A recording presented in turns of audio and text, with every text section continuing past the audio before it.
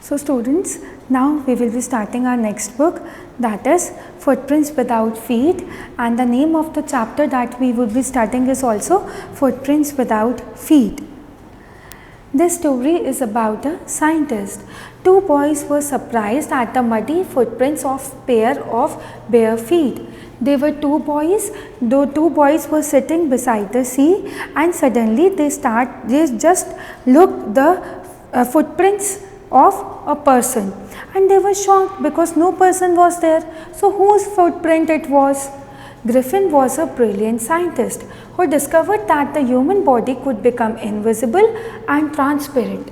So Griffin was a scientist who discovered some pills. By consuming those pills, Griffin has become invisible. Griffin became a lawless person. Griffin was a short-tempered person. He doesn't like anyone's interference in his life. So one day when his landowner was interfering in his life and was asking again and again for money, he set the whole house on fire. He entered. Now Griffin was homeless. Now what happened? He was invisible, and now he has removed all his clothes. He was naked, moving on the streets of London, and this was the time of winters. So he entered a big London store to warm and feed himself. Over there he just slept on a pile of quilts. He consumed some of the chocolates, and he consumed coffee, and he thought that before anyone will come, he will go from there. But he was not able to go. So what happened? He was then caught by the people, and then he has to remove all the clothes that he wore to keep him warm. He came to Drury Lane, where he bandaged himself around the head, dark glasses, false nose, big bushy side whiskers, and a large hat in a shop. Now he came to Drury Lane, that is the cinema industry over there. Over there again he just wears some clothes, dark glasses, false nose, and he was visible now. He left crowded London and came to village of Lipping. Now what happened? That London was too crowded, so he decided to go to a village. He had no cash and he burgled a clergyman's house to get it.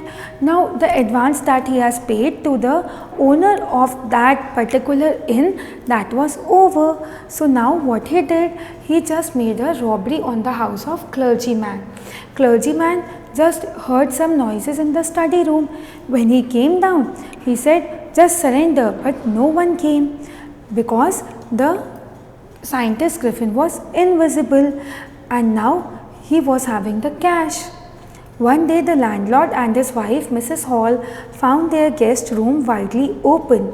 Now Griffin was a person who used to keep the doors shut, but suddenly he found that the doors were open. So they moved inside, and what happened? That the door, that the chair was moving on its own, and they were pushed out of the door, but they were not able to see who was it. Then Mrs. Hall asked her how he entered the locked room. Now Griffin entered the locked room because Mrs. Hall was not able to see him because he was invisible. To answer that, Griffin removed all his clothes and whiskers and bandages. Why? Why did he remove all his whiskers, bandages? Like that only, just to make Mrs. Hall realize that why she is asking him again and again. The policeman tried to get hold of a man who started throwing his garments one by one and became invisible. So Mrs. Hall called the cops that one person is there, he is invisible, and the policeman was very much was scared because for the first time he has to arrest a person whose head was not there because he has become invisible till here. In order to scare Mrs. Hall, he has removed all his bandages, and now the policeman was catching a person who was removing his clothes. Why he was removing? To get escape from there. Jeffers was knocked unconscious when he tried to hold on to the unseen scientist. Jeffers, the policeman, when he was trying to hold him, suddenly something knocked at his head and he became unconscious.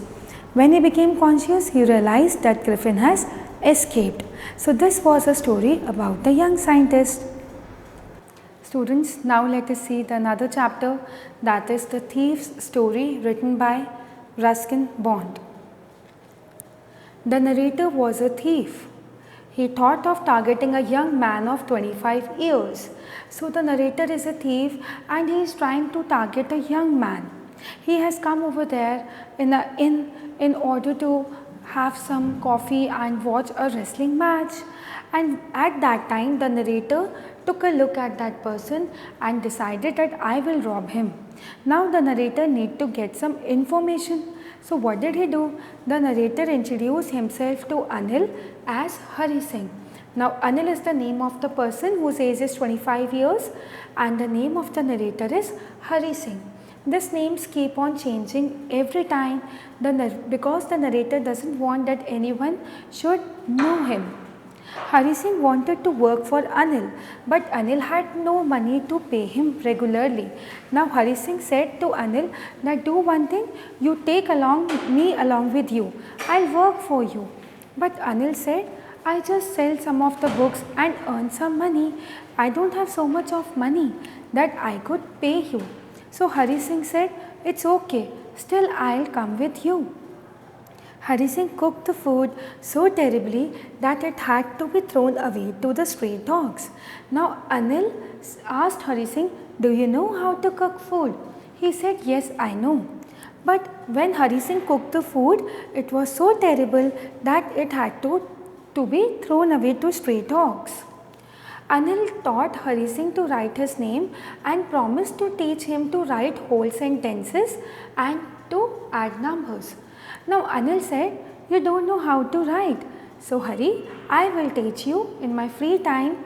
I'll teach you how to make sentences and add numbers so that you cannot be fooled by the people. One evening, Anil came home with a small bundle of notes as he had just sold a book to publisher. Now Anil was having 600 rupees and those were in the form of bundle of notes. Hari Singh looked at it and Hari Singh was a thief, so he realized this is the perfect time to do the robbery. Hari crept to bed, slid his hand under the mattress and took the money out. Now Hari took the money. Just what did Anil do? Anil put the money under the mattress and slept. Hari came, he slid his hand under the mattress, took the notes off and went to the railway station. Over there, Hari did not board the train and he decided that Anil is a very good person and he cannot rob him. So what he decided that no, I will definitely give this money back to Anil. He is a kind-hearted person, I cannot do this thing with him. So he went back to the house and keep the money again over there only. Next morning, Anil stretched out his hand towards the narrator, Hari Singh. So that morning what happened? Anil made the tea. Every day Hari Singh used to make, Anil made the tea, offered to Hari Singh and he was holding a 50 rupees note to give it to Hari Singh. Why he gave that? He said that Hari Singh, from now I will pay you regularly and from today we will learn how to add numbers also. Why he did that? He did that because Anil realized that Hari Singh requires money. Anil knew that Hari Singh has stolen money, but again he has kept that. So in order to give him a reward, he did so. So I hope students you have understood all of these. Thank you.